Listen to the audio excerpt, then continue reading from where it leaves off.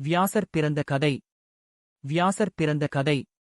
வேத வியாசர்தான் மிகச்சிறந்த புராணமான மகாபாரதத்தை உருவாக்கி எழுதியவர். இவர் கெரவர்களுக்கும் பாண்டவர்களுக்கும் கொழுத்தாத்தா ஆவார்.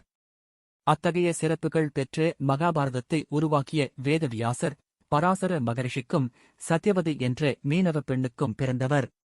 இவர் பிறந்த கதையைப் பற்றி கீழே காண்போம். இவருடைய தந்தை பராசர மகரிஷி. இவர்தான் முதல் புராணமான விஷ்ணு புராணத்தை இயற்றியவர் ஆவார். இவர் ஒருமுறை யமுனை நதியின் அருகே பயணித்துக் கொண்டிருந்த போது நதியை கடக்க தன் மரப்படகில் பயனாளிகளுக்கு உதவி செய்து கொண்டிருந்த மீனவ குடும்பத்தைச் சேர்ந்த ஒரு இளம் பெண்ணைக் கண்டார். அந்த பெண்ணால் பராசர மகரிஷி முனிவர் ஈர்க்கப்பட்டார். அந்த பெண்ணின் அருகே சென்ற அவர் தன்னை அக்கரைக்கு அழைத்துச் செல்ல சொன்னார்.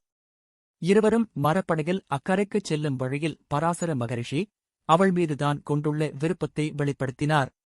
அந்த பெண்ணின் பெயர் சத்யவதி. அவருடைய விருப்பத்திற்கு சத்யவதி முதலில் தயங்கினாலும் பராசர மகரிஷியின் தொடர் வற்புறுத்தலின் பேரில் வேறு வழியின்றி, என்னுடைய நிபந்தனைக்கு சம்மதம் தெரிவித்தால் நான் உங்கள் விருப்பத்திற்கு சம்மதிக்கிறேன் என்றாள் சத்யவதி. பராசர மகரிஷி, என்ன நிபந்தனை கூறு என்று கேட்டார். சத்யவதி சொன்ன முதல் நிபந்தனையாவது நம் இருவரையும் யாரும் காணக்கூடாது என்றாள். இரண்டாவது நிபந்தனையாவது அவள் உடலில் இருந்து மீன் நாற்றம் வாசனையாக மாற வேண்டும் என்றும், நான் உங்களின் விருப்பத்தை நிறைவேற்றினாலும் நான் கற்புள்ளவளாகவே இருக்க வேண்டும் என்றாள்.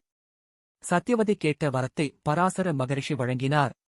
மூன்றாவது நிபந்தனையாக தன் குழந்தை அறிவாளியாகவும் நன்கு படித்தவனாகவும் மீனவனாக இல்லாமல் ஒரு முனிவனாக இருக்க வேண்டும் என்ற வரத்தையும் கேட்டாள். இந்த நிபந்தனைகளுக்கு தலையசைத்த முனிவர் ததாஸ்து என கூறினார். சத்யவதி விதித்த நிபந்தனைகளின்படி நடந்து கொண்டார். பின்னர் இருவரும் அன்றைய தினம் ஒரு தீவில் இல்வாழ்க்கை நடந்தினர். அன்றைய தினம் சத்யவதி ஒரு மகனைப் பெற்றெடுத்தாள்.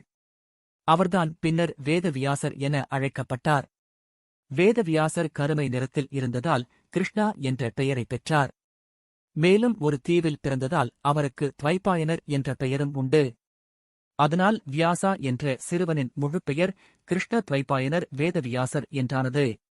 இதுவே மகாபாரதம் என்னும் மிகச்சிறந்த புராணமான மகாபாரதத்தை உருவாக்கிய வேதவியாசர் பிறப்பின் கதை ஆகும்.